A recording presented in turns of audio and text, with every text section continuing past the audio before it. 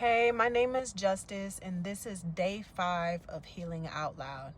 I am documenting my depression so my kids don't have to lose their mom the way that I lost mine. If you watch day 4, then you already know talking about my father isn't that simple for me. And before I can fully go there, I need to paint a picture first. Because when I tell you I was missing my father's love, I really need you to understand that I felt that absence. I needed that love. And somehow I found pieces of it in my grandfather, his dad. He was very calm, cool, a real peaceful dude. The kind of man that didn't have to say too much, but you felt him.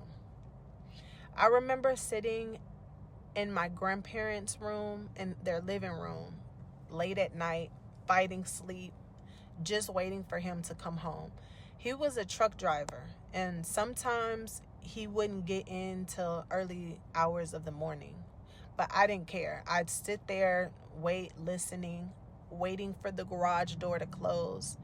And the moment I heard those footsteps coming into the house, I would run every single time. I would jump straight in his arms, and he would catch me like he was expecting me.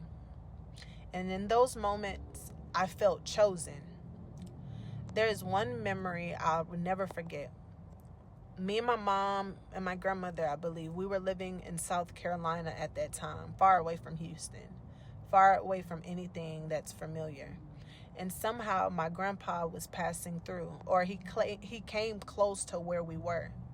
But instead of just continuing his route or just doing his job, he stopped. He stopped his load and everything just to come see me. He called, I guess, my grandmother or my mom just to make sure I was there. And I remember that day so clearly. He parked his truck up the street, and I saw him standing there, walking up that driveway. And if you ever been a child missing love, needing love, you know what that moment feels like. It felt like the world chose me. He hugged me like he didn't want to let go. And truthfully, I didn't want him to leave. He was a light. He could shift the whole mood of any room without even trying. That's the type of person my grandpa was. Even the small memories. Like, he used to have a motorcycle. I wanted to ride that motorcycle so bad. And one day he let me. I got on the back, held on tight, and he rode around the neighborhood. I felt free. I felt safe. I felt loved. We were really so close. And I really need y'all to understand that, because the love and the bond that I had with him, what comes next, you'll understand how painful it was. So my grandfather ended up having a brain aneurysm. He survived, but he wasn't the same. And I didn't really understand that at the time. I was still young. I just remember the first time I saw him after his surgery and everything, I was so excited. I ran to him and I hugged him. But when he hugged me back, it felt empty, like he was just being polite, like I was a stranger. I tried to talk to him, and his responses were very generic, like surface level, like small talk. It was like he didn't really know me. And in that moment, I experienced grief for the first time. Not because he died, but because the man that I loved was gone. And nobody really talked about it. My grandmother, she wasn't very emotional. I can actually count on one hand how many times I've ever seen her cry. So there was really no space to process that kind of pain. No one set me down. No one explained it. No one said, it's okay to feel like this. Like, even the adults, my aunt included, we all knew something was different, but we just kept acting like he was still him. And as a child, that's very confusing and painful. I kept hoping every time I would go see him that maybe this time he would remember me. Maybe this time he would look at me like he would used to. But he never did. He forgot.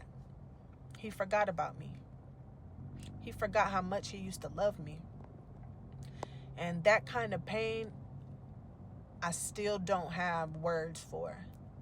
From that point on, I disconnected because I didn't know how to feel something that nobody would acknowledge. And that pain stayed with me all the way into my adulthood. My grandfather lived on for years after that.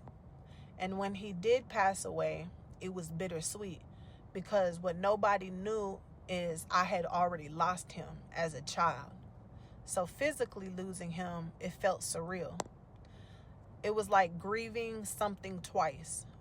And in that moment, I had to accept something final, that I will never again get the chance to give him a hug and feel loved by him the way that he used to, the way he used to love me as a little girl.